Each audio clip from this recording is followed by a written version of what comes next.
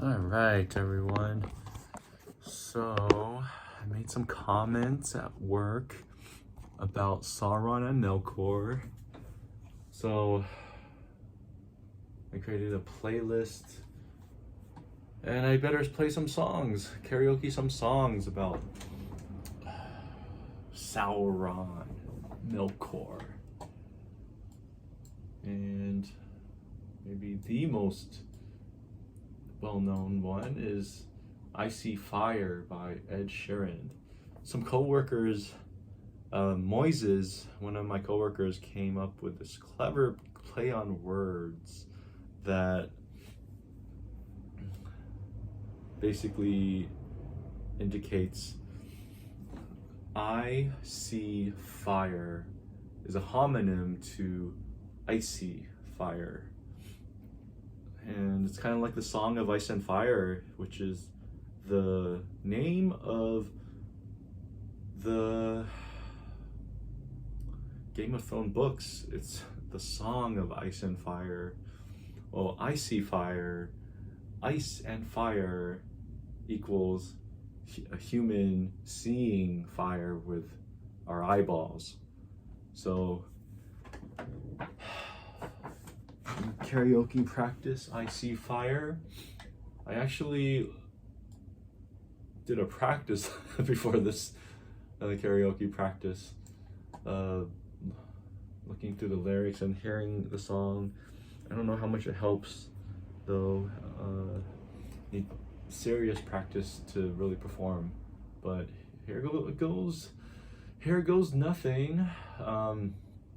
icyFire, song by Ed Sheeran. Oh, misty eye of the mountain below, keep careful watch of my brother's souls. And should the sky be filled with fire and smoke, keep watching over Durin's sons.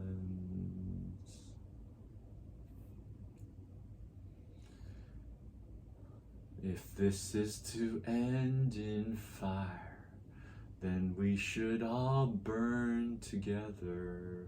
Watch the flames climb high into the night, calling out, Father, oh, stand by and we will watch the flames burn, all burn on the mountainside. And if we should die tonight, then we should all die together. Raise a glass of wine for the last time, calling out, Father, oh, prepare as we will watch the flames burn, all burn on the mountainside. Desolation comes upon the sky.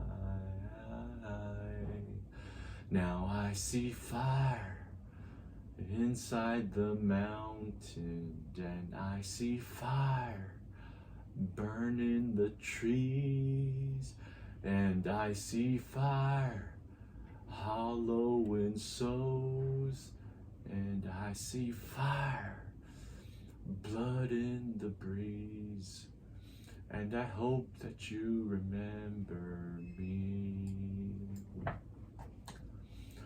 Oh, should my people fall, then surely I'll do the same. Confined in mountain halls, we got too close to the flame, calling out, Father, ho, hold fast and we will watch the flames burn on the mountainside. Desolation comes upon the sky.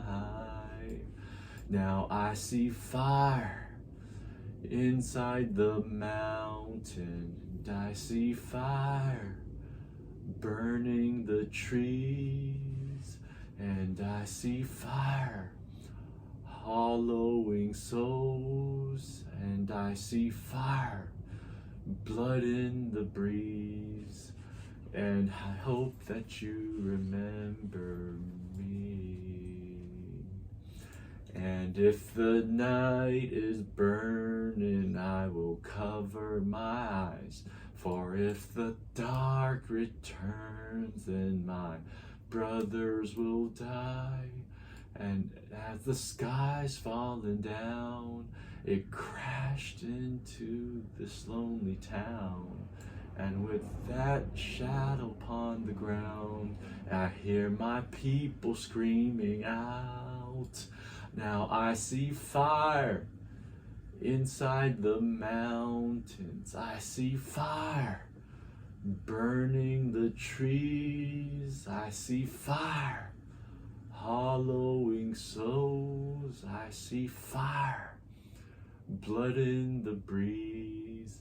I see fire.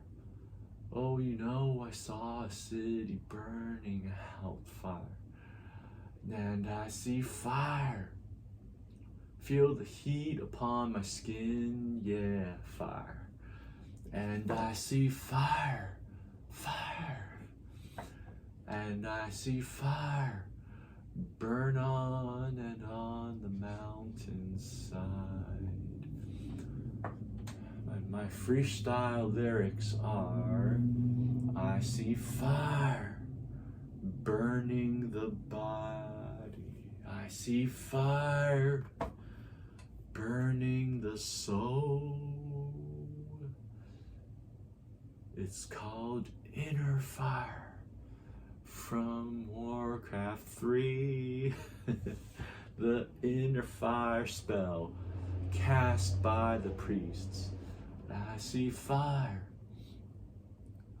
burning the body. I see fire burning the soul. It's that inner fire spell cast by the priests of Warcraft 3. Oh man. Well, inner fire spell of Warcraft 3 priests always had a little special something for me. Thought it's quite a cute, interesting fiction that Blizzard Entertainment put into their video game. So another very good song about Sauron and Melkor is the song Far Over the Misty Mountains Cold. It's quite a long song, and being such a long song, I don't know if I'm going to be able to carry the melody without any practice. So if we're talking about icyFire and eyeballs seeing fire, and then the Song of Ice and Fire is actually the legit book version of the kind of simplified TV series. I read like the first book of Song of Ice and Fire, and it has so many elements that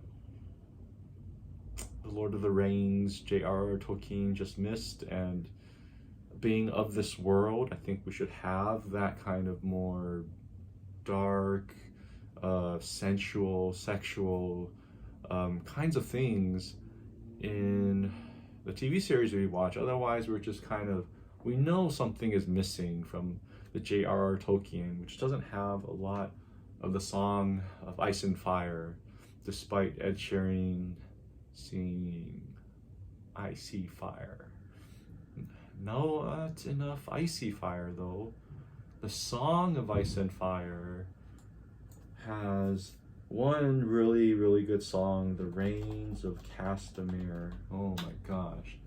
This song has haunted me since at least 2017, 2015 even, when I went to Seattle on that road trip. Oh man, that was so good.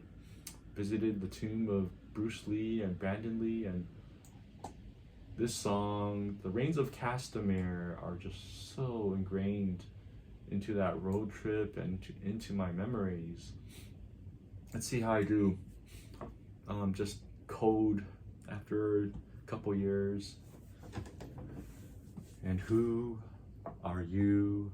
The proud Lord said that I must bow so low. Only a cat of a different coat, that's all the truth I know. In a coat of gold, a coat of red, a lion still has claws, and mine are long and sharp, my Lord, as long and sharp as yours. And so he spoke, and so he spoke, that Lord of Castamere. But now the reins we bore his claw, with no one there to hear. Yes, now the reins we bore his hall, and not a soul to hear. And so he spoke, and so he spoke, that Lord of Castamere. But now the reins we bore his hall, with no one there to hear. Yes, now the reins we bore his hall, and not a soul to hear.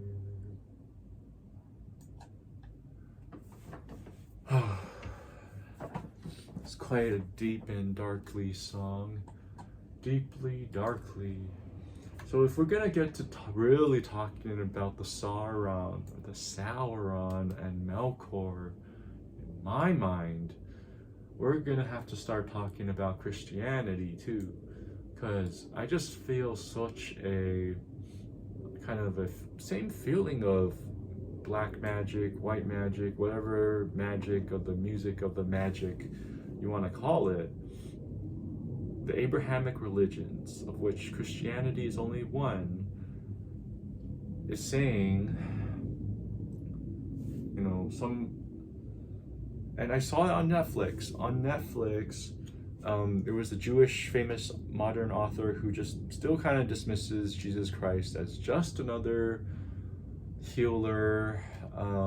Only difference being he got tortured to death and he was innocent of what people should be tortured to death for.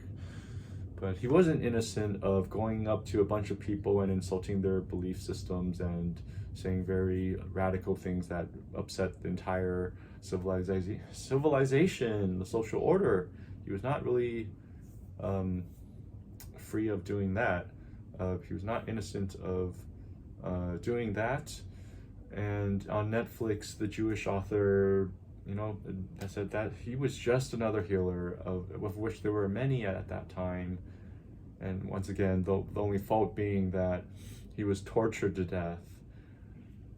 So, I mean, that sounds like some dark story of a dark Abrahamic God who is so violent in the Old Testament. In the New Testament, it might be better, but I see some very good person being flogged, flayed of some flesh, and then put on a cross, crucified, tortured to death. That's not too much less violent, I don't think. It is very violent to do that to someone. So it's a very dark story of Christianity, of, you know, this one sect of the Abrahamic religions, of which there's also Judaism and Islam. But I'm just going to talk about Christianity because that's the one I know better than the others, which is not saying much. But you know, you take the basic facts of this story, it's very, very dark.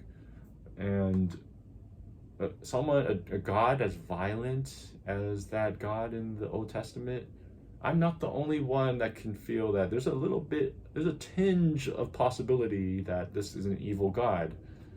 I mean, violence, sure, ends justify the means, maybe, like, but I don't know if I want fire and brimstone raining down on cities. I don't know if any city wants that.